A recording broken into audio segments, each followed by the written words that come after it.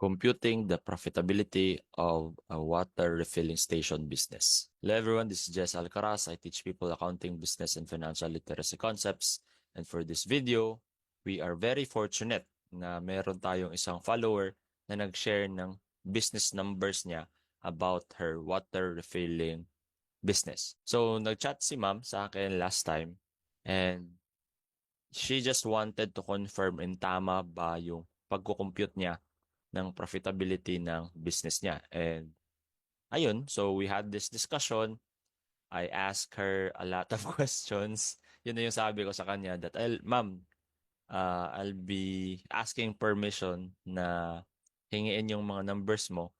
And heads up pala, I'll be asking a lot of questions in order for us to get the numbers properly so that makompute natin ng maayos yung profitability ng business mo. So it was actually a back and forth conversation that is true to a lot of people na nakakausap ko during consultation sessions. Kasi a lot of business owners, hindi sila masyadong sure talaga sa numbers nila. There are those na hindi alam kung anong yung numbers kukunin. And meron ding iba na may binibigay silang numbers but unfortunately, hindi yun yung kailangan natin in order to compute the profitability. So, the good thing then is that very patient si ma'am and very interested in knowing the numbers of her business. So, eventually, we were able to come up with the more accurate numbers. And in this video, I'll be presenting all of the all of the numbers na binigay niya sa atin. And without further ado, let us go over the details of this water refilling station business. So this is the water refilling station business. Pinasok ko siya sa Excel spreadsheet so that makita natin ng maayos.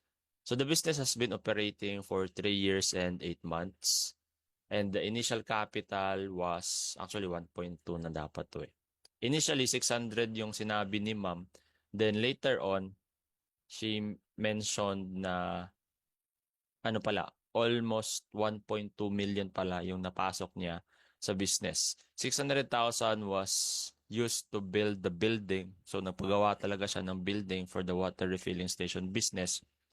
And also, she spent another 600,000 for the equipment, initial supplies, and basically the other needed expenditure to start the business. So, she also mentioned na OFW daw siya. Tama ba yun? If I can remember it correctly, I think she was an OFW and decided to pursue a business para hindi na siya makabalik sa abroad. And so far, medyo maganda yung numbers niya. So nilagyan na lang natin ng 10 years useful life yung building because we will be including depreciation in our computation later. And for the equipment, sabi niya, this is according to her, that the equipment has a 4-year useful life. So malapit na siyang mag 4 years.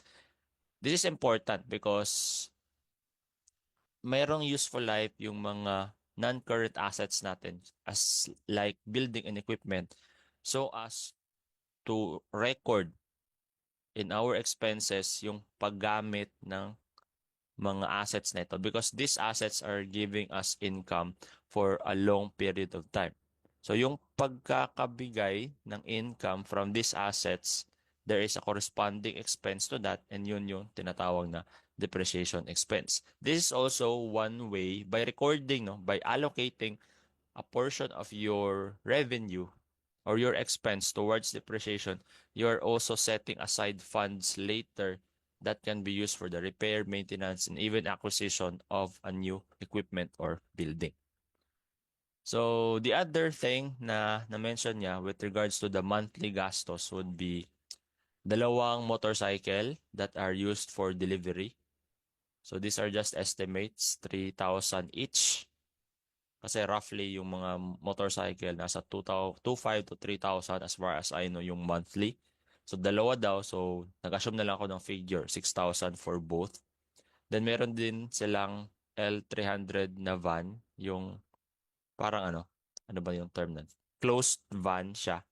Very ideal for businesses na kailangan maghakot ng gamit, just like for the delivery of the water containers. Yung kuryente niya umaabot ng 16,000. Although I'm not sure if this is solely for the business or kasama yung sa household nila. Yung tubig daw is nagpagawa sila ng deep well. So wala silang binabayarang tubig on a monthly basis. Internet 500 and 50,000 goes into the salaries, meals, and snacks for the 6 persons na nagtatrabaho for her. So, I was not able to get ano yung breakdown nito, kung alin yung salaries, alin yung meals and snacks. Basta nilagay niya lang daw 50,000. Yun na yun lahat ang napupunta sa salaries and expenses for as well as for the meals and snacks. And then container cup and center plug, yung yung blue sa container. Merong 100 to 100 for the container cup and center plug na 180 because it is normal daw for their business na mawalan or masira ang mga container cup na ito as well as the center plug. Minsan yung center plug hindi nababalik kasi 'di ba kapag nilalagay mo sa dispenser yung container, natutusok papasok yung center plug and minsan daw hindi siya nababalik or nawawala. The same goes for the cup na nasisira.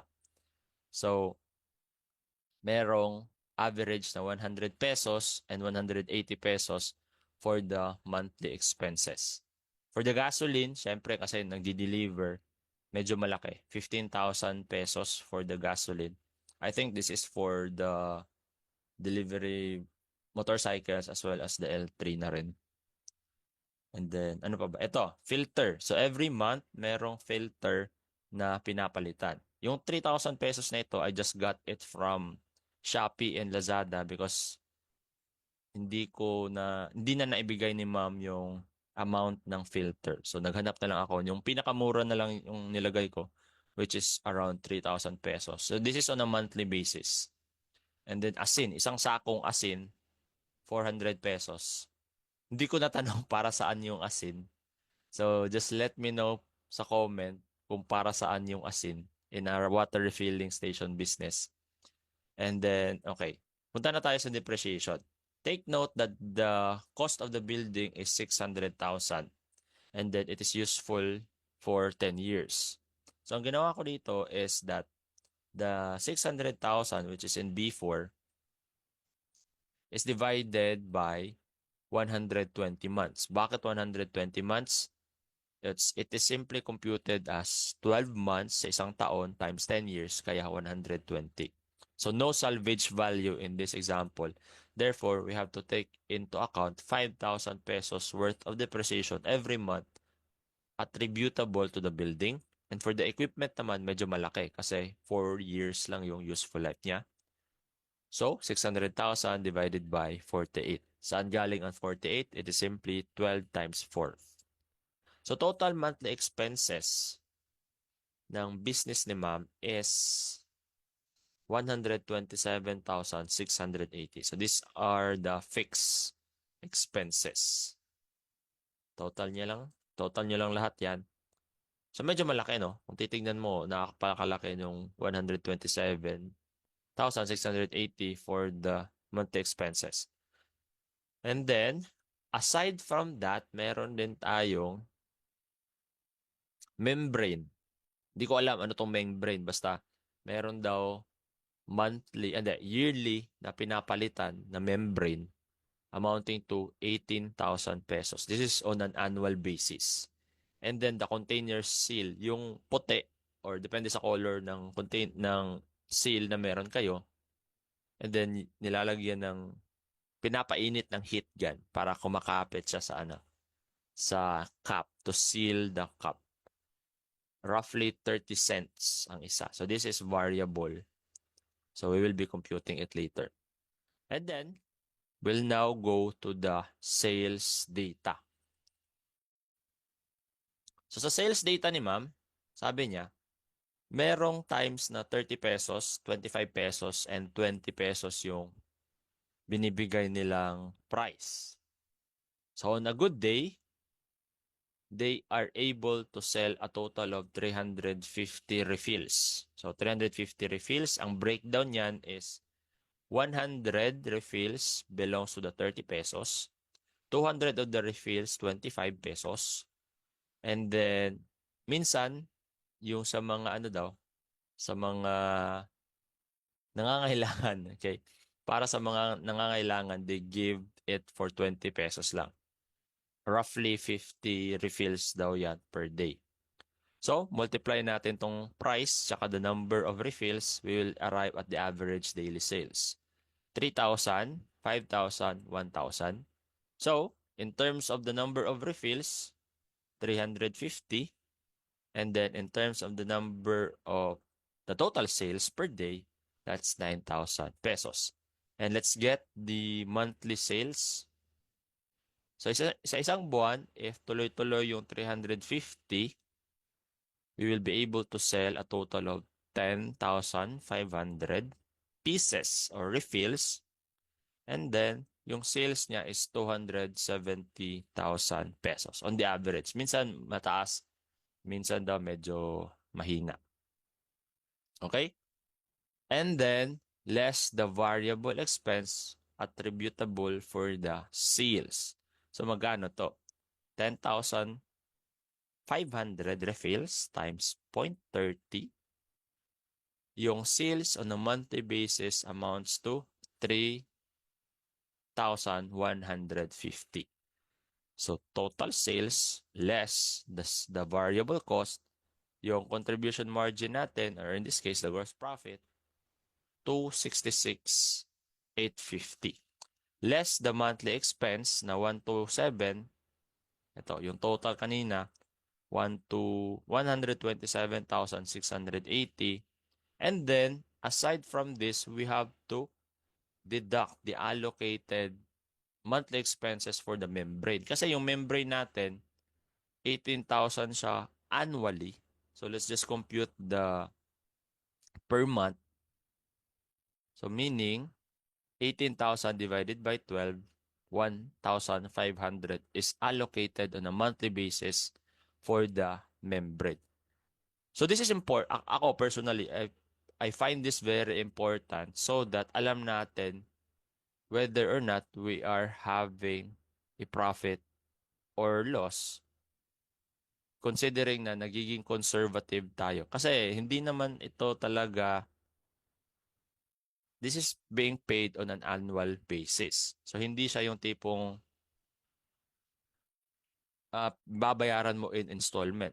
But, ang ginawa natin dito is we allocate it per month so that pakonti ng pakonti na, ano bang better term nun in Tagalog? Napapaghandaan natin yung annual. Kasi, ano na yun regular na yun, na annual, merong 18,000 na gagastusin. So, on a monthly basis, we have to set aside 1,500 so that by the time na kailangan na nating i-order yung membrane, we will not be relying on debt. We will not be getting money from our savings kasi we were able to allocate a certain portion of our monthly income specifically for the purchase of that 3 membrane. So, 266,850 less this one and this one, meron tayong earnings before taxes na 137,670, and which is for me malaking bagay na yan, malaking pera na yan na on a monthly basis. So basically yun lang yun ang data that was given to me. I don't have any data as to how they are managing the cash, kung nakukuhanan ba ito ng personal expenses o hindi. But at the very least, alam natin that the business is profitable. So let me know what you think about this discussion and if magiging similar ba yung operation ng water refilling station nyo with the operation ni ma'am. So again, if you have questions, feel free to reach out or sulat na lang sa comment section. That's all and mayong gabi sa tanan.